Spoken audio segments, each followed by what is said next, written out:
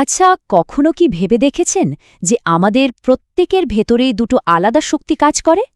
একটা শক্তি আমাদের মুক্তি দেয়, আমাদের উড়তে সাহায্য করে, আর অন্যটা আমাদের বেঁধে ফেলে, আটকে রাখে। ভগবদ্গীতার ষোড়শ অধ্যায়ের আলোকে চলুন আজ আমাদের ভেতরের সেই দুটো পথকে একটু চিনে নেওয়া যাক। এই গভীর আলোচনায় ডুব দেওয়ার আগে আপনাদের কাছে ছোট্ট একটা অনুরোধ। আপনার একটা সাবস্ক্রিপশন কিন্তু আমাদের জন্য অনেক বড় একটা অনুপ্রেরণা। এটা আমাদের সাহায্য করে এই রকম গভীর আলোচনাগুলো আপনাদের সামনে নিয়ে আসতে, যা আমাদের নিজেদেরকেই বুঝতে সাহায্য করবে। চলুন একেবারে মূল প্রশ্নটা দিয়ে শুরু করি। আপনি কি হয়ে উঠছেন? দেখুন, আমি কিন্তু এটা জিজ্ঞেস করছি না যে আপনি কি হতে চান বা অন্যেরা আপনাকে কি ভাবে। প্রশ্নটা হলো, আপনার প্রতিদিনের ছোট ছোট অভ্যাস, আপনার সিদ্ধান্তগুলো, আপনার অজান্তেই দেয়ার রিয়াকশনগুলো, এই সব মিলিয়ে আপনি আসলে কোন দিকে এগোচ্ছেন? এখনকার দিনে একটা কথা খুব শোনা যায়, তাই না? যে ফলো ইয়োর হার্ট বা সব পথই ঠিক। শুনতে খুব ভালো লাগে, বেশ একটা আরামদায়ক ব্যাপার। কিন্তু শ্রীকৃষ্ণ বলছেন বাস্তবতা ঠিক এতটাও সহজ সরল নয়। আর কৃষ্ণ কিন্তু এখানে কাউকে ভালো বা খারাপ বলে দাগিয়ে দিচ্ছেন না, একদমই না। তিনি আসলে আমাদের ভেতরের দুটো বিপরীত শক্তির কথা বলছেন, দুটো স্রোতের মতো, যা আমাদের অজান্তেই ঠিক করে দেয় আমাদের জীবনটা কোন দিকে যাবে। একটার গন্তব্য প্রশান্তি আর উন্নতি, অন্যটার গন্তব্য বিশৃঙ্খলা আর অবক্ষয়। তো এই দুটো পথ কি কি? একদিকে আছে দৈবী পথ বা দৈবী সম্পদ। এই পথের গুণগুলো আমাদের মুক্তি দেয়। আর অন্যদিকে আছে আসুরি পথ বা আসুরি সম্পদ। এই পথের গুণগুলো আমাদের বেঁধে ফেলে, একটা অদৃশ্য খাঁচায় বন্দি করে ফেলে। তাহলে এই দৈবী গুণাবলীগুলো ঠিক কীরকম? ভাবুন তো, নির্ভীকতা। এর মানে কিন্তু শুধু ভয় না পাওয়া নয়, এর আসল মানে হল যা ঠিক তার পক্ষে দাঁড়ানোর সাহস। বা ধরুন ক্ষমা। ক্ষমা কিন্তু দুর্বলতা নয়, বরং নিজের ভেতর থেকে রাগ ঘৃণার বোঝা নামিয়ে ফেলার একটা শক্তি। এই সব গুণগুলোই আমাদের আত্মাকে বড় করে তোলে, আমাদের ভেতরের স্বাধীনতা এনে দেয়। আর এর ঠিক উল্টো দিকে কি আছে? আসুরি গুণাবলী।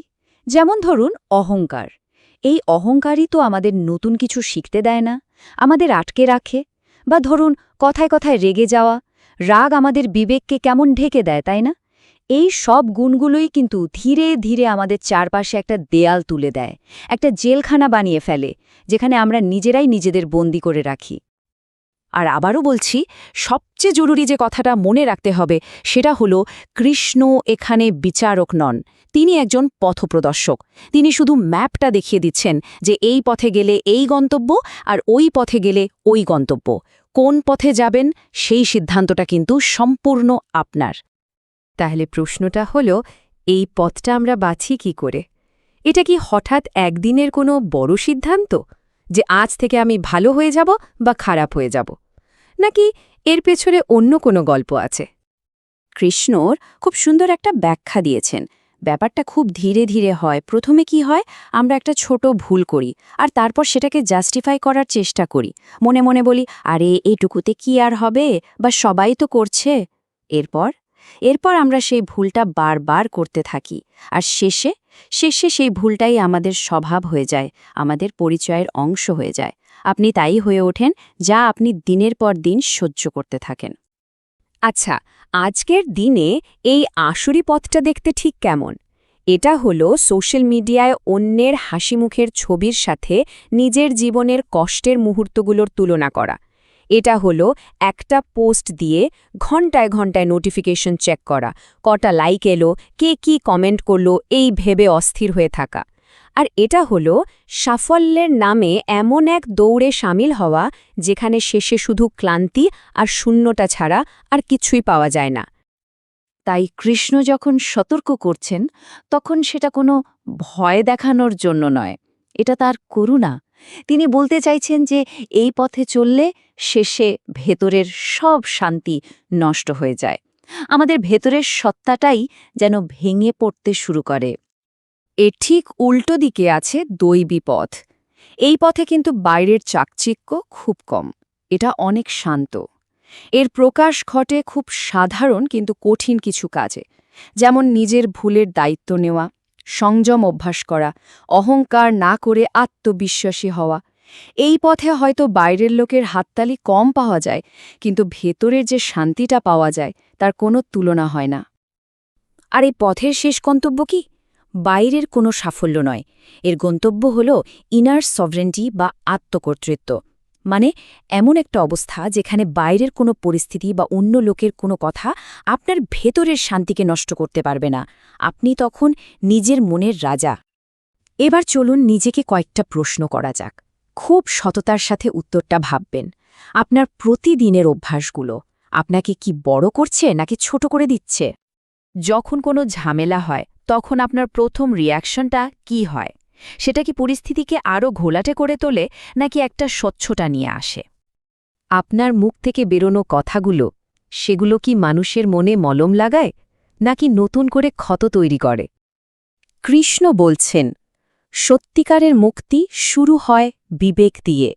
বিবেক মানে কিন্তু অন্যের বিচার করা নয়, এর মানে হল নিজের জন্য কোনটা ভালো আর কোনটা খারাপ, কোনটা আমাকে এগিয়ে নিয়ে যাবে আর কোনটা আমাকে পিছিয়ে দেবে, এইটা স্পষ্টভাবে বুঝতে পারার ক্ষমতা। আর এই কথাটা আজকের দিনে হয়তো সবচেয়ে জরুরি। আপনি যে পথ বেছে নেন তার জন্য আপনিই দায়ী। আমরা প্রায়ই নিজের ব্যর্থতার জন্য পরিস্থিতি বা অন্যকে দোষ দিই, তাই না? কিন্তু কৃষ্ণ বলছেন, না, আপনার জীবনের স্টিয়ারিং আপনারই হাতে।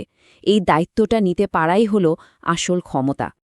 তাহলে পুরো প্রক্রিয়াটা কি দাঁড়ালো? এটাকে আমরা একটা সুইচ বোর্ডের মতো করে মনে রাখতে পারি। বিচার করুন, বেছে নিন আর ওপরে উঠুন। মানে প্রথমে বিবেক দিয়ে দেখুন, তারপর সঠিক পথটা বেছে নিন আর সেই পথে চলে নিজেকে উন্নত করুন। এবার আপনার পালা। একটু ভেবে দেখুন তো, আপনার মধ্যে কোন গুণগুলো বাড়ছে। যদি আপনি অবক্ষয়ের বদলে উন্নতির পথটা বেছে নিতে চান, তাহলে কমেন্টে DIV লিখুন। এটা শুধু একটা কমেন্ট নয়, এটা হবে আপনার নিজের কাছে নিজের একটা প্রতিজ্ঞা। আমাদের এই আলোচনা যদি আপনার ভাবনার জগতে একটুও নাড়া দিয়ে থাকে, তাহলে লাইক করুন, শেয়ার করুন আর হার্ট সিদ্দিকে সাবস্ক্রাইব করতে ভুলবেন না। আপনি একা নন, আপনি এমন একটা কমিউনিটির অংশ হবেন যেখানে সবাই মিলে এই জেগে ওঠার চেষ্টাটা করছে। আজ আমরা জানলাম আমাদের ভেতরের দুটো পথের কথা, কিন্তু এই পথ চলায় আমাদের বিশ্বাস, আমাদের খাবার, এমনকি আমাদের ছোট ছোট কাজগুলো কিভাবে প্রভাব ফেলে। পরের পর্বে কৃষ্ণ ঠিক এই নিয়েই কথা বলবেন, যা আমাদের ভাগ্যকে গড়ে তোলে। তাই পরের আলোচনার জন্য অবশ্যই আমাদের সঙ্গে থাকুন।